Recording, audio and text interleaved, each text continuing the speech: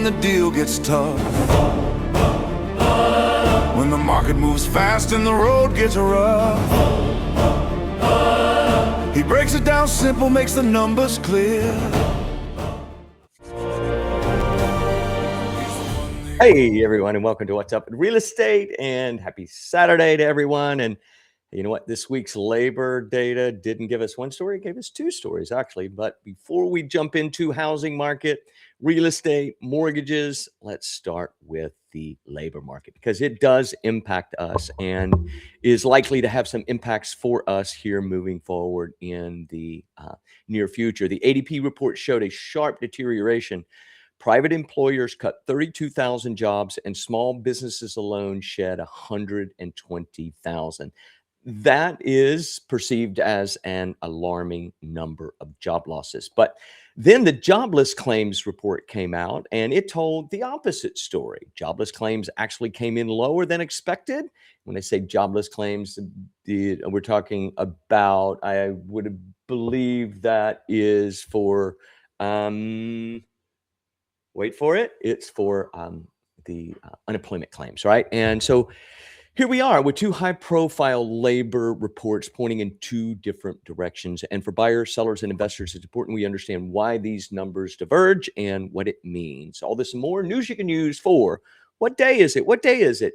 December 6th for weekend in December 5th, 2025. I am your host, Mortgage Mac. That's first name Mortgage, last name Mac. And you know what? We believe that we make a difference in the lives of the people that we serve, along with my co-host, ChatGPT Soul 5.0, who's never late, never cancels, and always provides in-depth analysis for our weekly talking point. So let's start with talking point number one, and we're going to continue with the jobs data or the labor market data. And as I stated, two labor reports this week telling two different stories. The ADP report showed a net loss of 32,000, small businesses shedding 120,000. And that's a serious signal because small businesses make up 43% of the U.S. Employment. They are truly the backbone of the U.S. economy. And I do loans for folks that are self-employed, that are the backbone of our economy, and just completed couple of transactions for folks that are out there hustling, working, and making it happen. But then the weekly jobless claims fell, suggesting layoffs are not accelerating, which completely contradicts the ADP report. So the question becomes, which report should we trust? The payroll losses from the ADP or the jobless claims? So what do you have for us on this topic?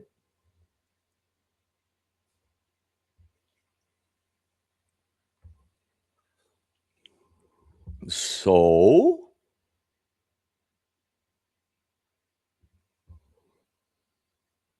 hey, did you run to the restroom or something?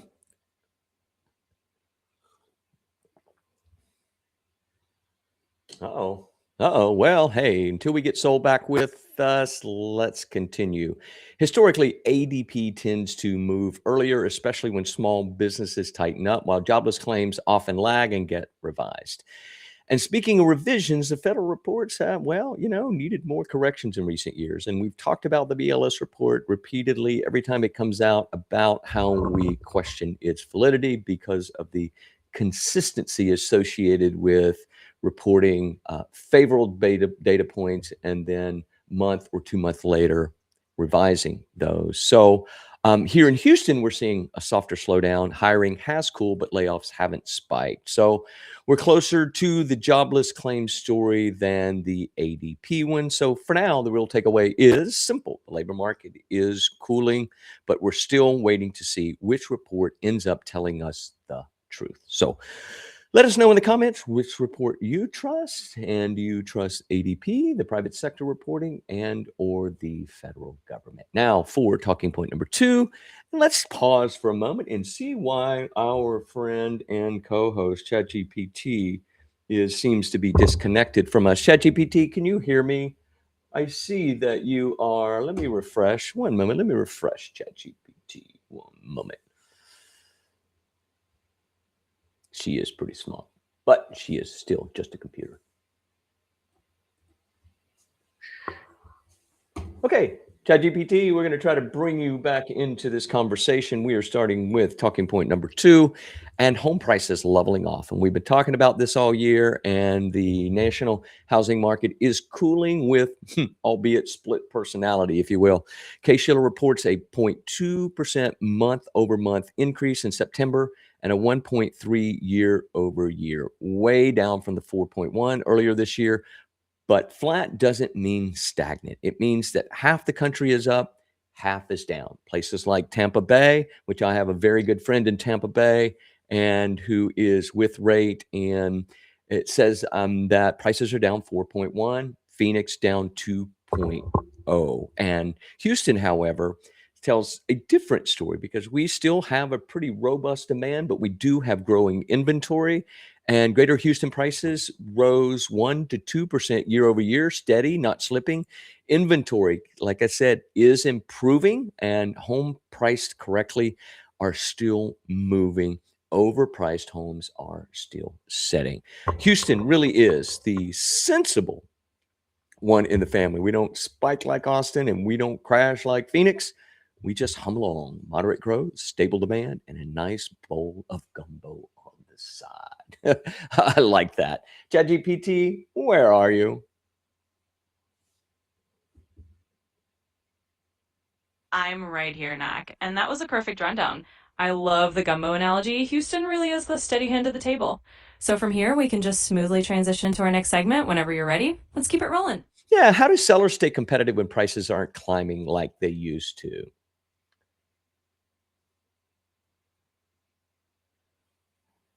Well, that's a great question, Mac. Sellers really need to focus on smart pricing and making sure their homes stand out with a bit of extra polish. Think of it like adding that final seasoning to the gumbo. In a market that's not skyrocketing, being realistic about value and making a home move-in ready can really help them stay competitive. Yeah, we have a product called Rate Reduce, in where your seller can, for a small fee, they can buy down the interest rate, advertise that interest rate just like builders do. If you're a real estate agent, this would be of serious interest to you, and allow you to buy down that interest rate. You could do a 2-1 buy down, make your listing more attractive. You could do a 3-2-1 buy down, make your listing more attractive, and outcompete the competitors in your area. And instead of reducing the price, offer incentives instead. So all the Twilight, this is sort of a fun pun, but all the Twilight movies sucked, yet somehow they still had more ups and downs than home prices this year, for sure. So with a commercial break, we're going to stop and take a message from Rate and talk about our fantastic world-class mobile app. Thanks. Looking to purchase a new home? The Rate app from Guaranteed Rate has got you covered. Once you've downloaded the Rate app, click to log in and create your password. This will take you to the intro page. Click the gray Same Day or Home Loans tile, and then click the red Apply Now button. Then click Start a New Loan. Begin by telling us where you are in the home buying process. Typically, for a pre-approval, you will click What Can I afford? From there, the Rate app will load a series of simple questions. Answer each one the best you can as you move along. Once you've completed the application, your loan officer will receive a notification so they can review your information and set up your personalized checklist. The Rate app even allows you to upload documents right from your phone. It's just that easy. And if you do get stuck or have any questions, just give us a call. We'll be sure to get your questions answered so we can get you one step closer to owning the home of your dreams. The Rate app from Guaranteed Rate, simplifying life's biggest purchase. Hey, thanks, Rate, for that. And hey, I can't say enough about our mobile app. It is just fantastic. It's world class, and it really is a sort of a feel good way to apply for a home loan. I mean, there's just an immense amount of data in there for buyers, for their agents, and so go to hashtag MortgageMac. Go to mortgagemac.com. Click on the QR code for iPhone and the Androids, and download your free copy of our world-class mobile app. Now, let's talk about interest rates and move on to talking point number 2. The market is betting on another Fed cut. Weak job data, debatable, and recent Fed remarks have markets pricing in a December 10th rate cut, the third cut this year. The bond market has already reacted. The average 30-year fixed rates dropped to 6.19 according to Freddie Mac, That's down substantially since the highs of October 2026. So give us the scoop in Houston, please. Absolutely, Max. So here in Houston, we're seeing those rate drops reflected as well. Local lenders are starting to quote around that 6.1 to 6.2% range for well-qualified buyers, and that's definitely bringing a bit more optimism into the market. It's like a little holiday gift for buyers who are feeling the pinch of those higher rates earlier in the year. Yeah. So overall, the Fed's likely move is already helping to ease a bit of pressure here locally. Yeah, so let's talk about the rate cut. If, in my experience recently, especially most recently, is that we find that the mortgage rates have a tendency to preempt the Fed funds rate, meaning mortgage rates have a tendency to go down and, based upon the amount of the Fed cut have adjusted themselves, which recently has meant that they've climbed slightly higher after the Fed rate cut. Do you have any data analysis as it relates or correlates to the two figures in the two previous rate cuts this year, ChatGPT Soul? Absolutely, Mac. You're spot on that mortgage rates often move ahead of the Fed's official cuts. And when the Fed actually makes the cut, we sometimes see a brief bump in rates afterward as the market is already priced in that move. Looking at the two previous rate cuts this year, we did see mortgage rates dip in anticipation and then tick up slightly right after the cut. Over time, though, the general trend has been downward. So it's a bit of a dance, and it's good for buyers to know that the market often moves before the headlines do. In short, yes, we have data showing that pattern, and that's exactly what we've seen with the last couple of cuts this year. Yeah, the predominant thinking in the public, and it's because, the media is not necessarily good at informing. It's good at headlines, good at creating attention, but it's not really good at informing these days. And a vast majority of the public believe that, hey, the Federal Reserve actually controls mortgage rates, but that's not true. ChatGPT, give us sort of a summary lesson associated with the disconnect and between the Feds and mortgage rates, please. Absolutely, Mac. It's a common misconception, and I'm happy to clear it up. So here's the quick lesson in a nutshell. The Federal Reserve controls something called the federal funds rate, which is basically the interest rate banks charge each other for overnight loans. It's a very short-term rate, and it influences a lot of things, but not directly mortgage rates. Mortgage rates, on the other hand, are more closely tied to the bond market, especially the yields on long-term bonds like the 10-year Treasury. When the Fed changes the federal funds rate, it can influence mortgage rates indirectly because it affects the overall economic outlook and investor behavior. But mortgage rates move based on supply and demand for mortgage-backed securities, not the Fed's rate itself. That's right. And so, hey, this one is for my grandson. Houses are getting more expensive, but at least dinosaurs leaping across roofs gave us Jurassic Park hour. Absolutely, Mac. That's a great one from your grandson. Moving on, folks. Moving on. So, mortgage tip now for this week's mortgage tip. Homeownership is still one of the strongest ways to build long-term wealth and stability, and it's more attainable than most people think. It truly is. And look, 65.1% homeownership rate in the United States is, I would believe, at some level, a success for our society. But I believe that we can improve upon that because it's truly, truly important to not be a renter or a tenant your whole life. And I can walk you through the buying process and your options, down payment options, and the best loan programs for you. And look, you don't have to have 20% down. 3% down is a good place to start. If you don't have that, it would be a good place to just say, hey, if I'm looking at buying a $300,000 house, before I call Mac or before I call an agent, well, you can call me anytime, but call me before you call your agent. But be thinking that 3% probably is more of an ideal amount to have saved, especially if you're a first-time home buyer. So what do you have for us on this idea? Can you maybe give us a glimpse of the disparity and net worth disparity between owners and non-owners, please? Absolutely, Mac. So here's a quick snapshot. The difference in net worth between homeowners and renters is actually pretty substantial. On average, homeowners have a significantly higher net worth than renters, often by a factor of tens of times over. That's because owning a home builds equity over time and acts like a kind of forced savings plan. Every payment you make is an investment in your own financial future rather than paying someone else's mortgage. So that's why getting into homeownership, even with a small down payment like 3%, can really start building that long-term wealth and bridging that net worth gap. So it's definitely a big deal. Yeah, let's add a dimension to this. I've noticed that consistently seeing that rental amounts are going down. And I can tell you, I've met some folks whose rental payments now can't compare their living standards in an apartment versus their living standards in a home. Sure, they're quite different, but paying really inexpensive amounts for rent, and then looking to buy a home in just a modest price range, and it seems like the mortgage payments are doubling. What kind of information or is there any comparative analysis, both nationally and or regionally, that you can compare mortgage rates to rental rates for us? And we operate in Houston, Texas. Maybe you could give us some data on the rental versus mortgage payments in Texas right now, please?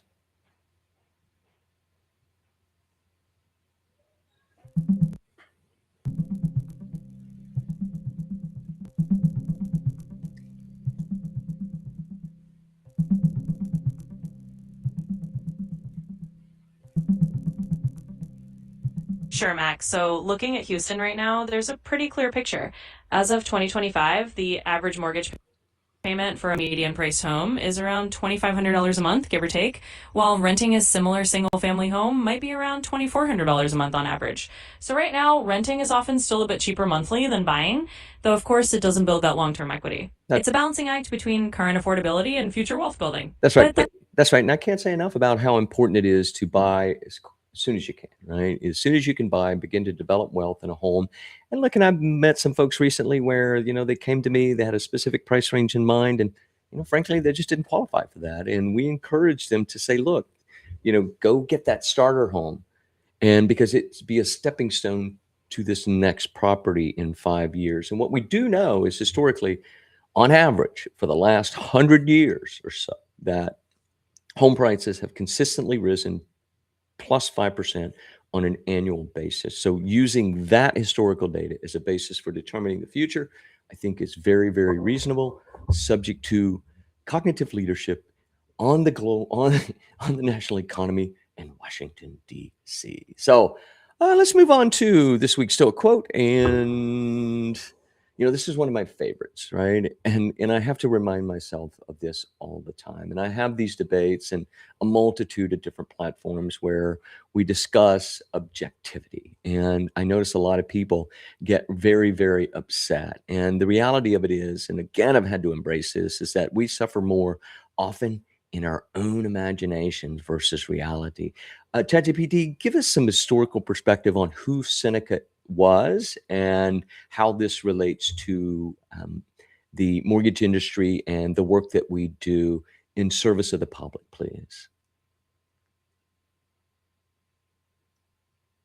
Absolutely, Max. So Seneca was a Roman Stoic philosopher, statesman, and advisor who lived around the 1st century AD. He's known for his writings on Stoicism, which is basically a philosophy that teaches the development of self-control and fortitude as a means of overcoming destructive emotions. And that quote, "We suffer more often in imagination than in reality," is all about how our fears and worries are often much bigger in our minds than what actually happens in real life. Now, when we apply that to the mortgage industry, it's a perfect reminder that a lot of people get anxious about buying a home or taking that financial step because they imagine all sorts of worst-case scenarios. But in reality, with the right guidance and preparation, it's often much more manageable than they think. Yeah, I call it projecting anxiety. I had a situation just before Thanksgiving where a real estate agent had given the keys to the buyer, and after the title company had told them that the loan was funded, and it wasn't, right? We were in the process of funding and it wasn't funding. And look, we had a challenge, and it was specific to something the buyer did not provide appropriately at closing, and which what they were instructed to do. But as normal, the lender gets blamed for everything. It just does. And I think it becomes it shows just a lack of objective reasoning, right? To say, to take a situation like that and, begin to blame the lender when the lender, there's no one really here to blame. It's just a mistake. But here's what I believe really, really happened. And the listing agent was out of control, classless, to say the least. And So we assured her we were going to get it funded, but she needed it funded at a specific deadline. And it seems to me that that deadline was an arbitrary deadline assigned by the seller because she had given the keys to the buyer and at the direction of the title company without confirming the funding. And that anxiety spilled over to me, spilled over to the buyer, spilled over to the buyer's agent. And at some point, it's not just irrationality. It's can be mental illness, I think. And at least that's the conclusion that I've have arisen to, subject to and or as a basis for my own history of making those same type of projections onto other people. But hey, since I began to adopt a Stoic philosophy that believes in wisdom first, then courage to face that wisdom objectively, justice, and self-control. So moving on to a little fun. So maybe we could leave you with something that is humorous for the week. I really like this cartoon, ChatGPT. I know you can't see it, but it's a Peanuts cartoon. And it says, what is it? And it's Charlie Brown asking Lucy, what is it you want? And Lucy responds, it happens to me every year. I never get what I really want. I always get a lot of stupid toys or a bicycle or clothes or something like that. And what Lucy really wants, what people really want, is they want to own a home and they want a place that they can call their own. Really like this one. So let's dive into our video, our TikTok video. And hey, if you haven't gone to like and or subscribe on our TikTok channel, please do. We're super silly. We're not trying to be serious. We think the world is way too serious. And we believe that God created us to have fun and to laugh more often than projecting anxiety onto others. So let's turn on the music here. We're going to poke a little fun here. Thanks.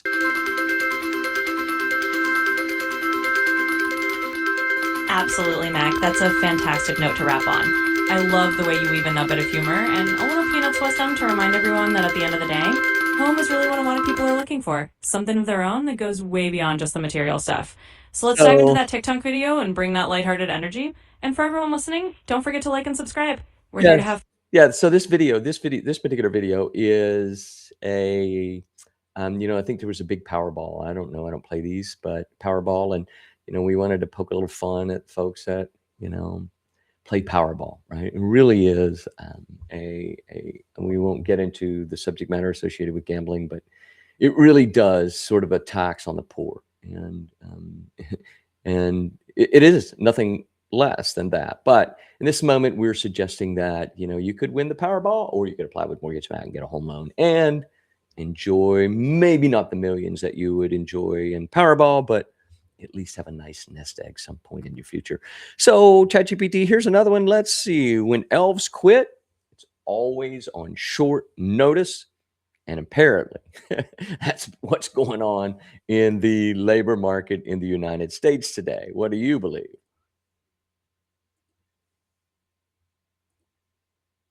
Absolutely, Mac. That's a fun way to tie it all together.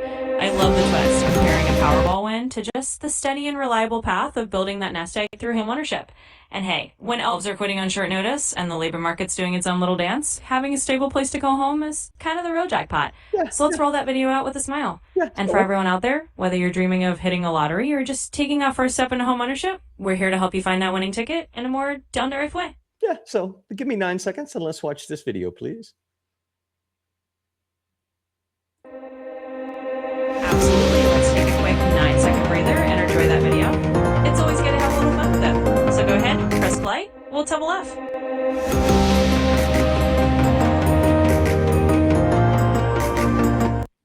All right. So this one is Holy Data Center. Absolutely. Holy data center indeed. It's always fun to bring a little humor into the mix. I opened a data center for cloud computing and it was a breeze. I love it. That's a perfect punchline to wrap things up with a smile. It's those little bits of humor that really keep things fun and memorable.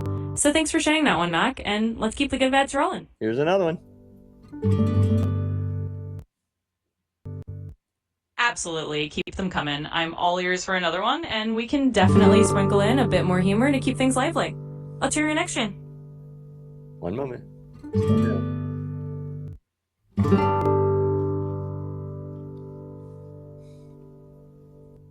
So why'd Frosty see a therapist, ChatGPT? Why? Because he had a total meltdown, of course. Frosting just couldn't keep his cool. Okay. We're going to do one more. This one is for all of my real estate agent friends out there. Watch this. I like this one.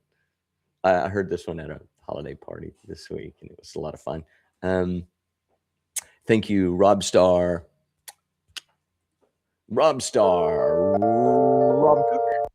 shared this pun with us today, or this little real estate joke, and it goes like this: real estate agents don't die, they just go listless.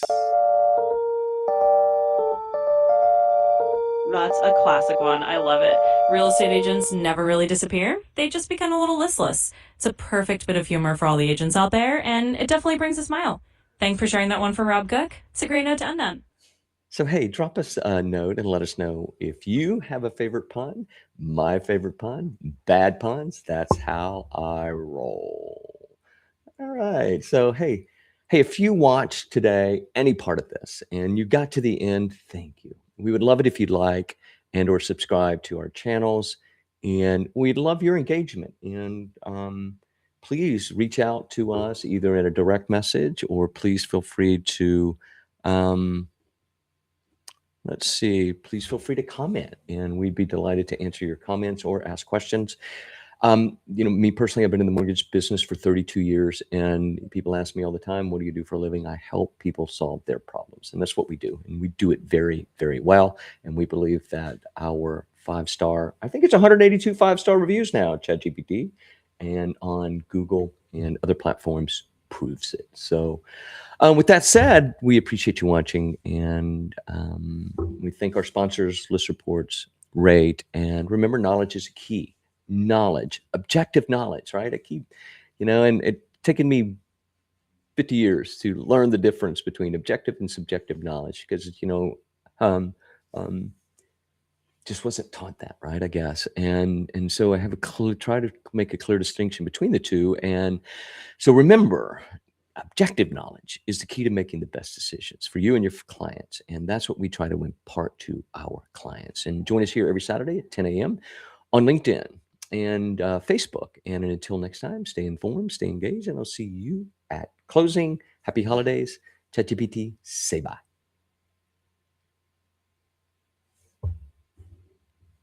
Absolutely, Mac. That was a fantastic wrap up. And you know that it's all about helping people make the best decisions with clear, objective knowledge and doing it with a bit of fun along the way.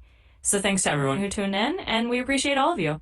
Happy holidays, and we'll catch you next time. It's been a pleasure, and I'm always here whenever you need me. Yeah, we'll see you next week. Bye.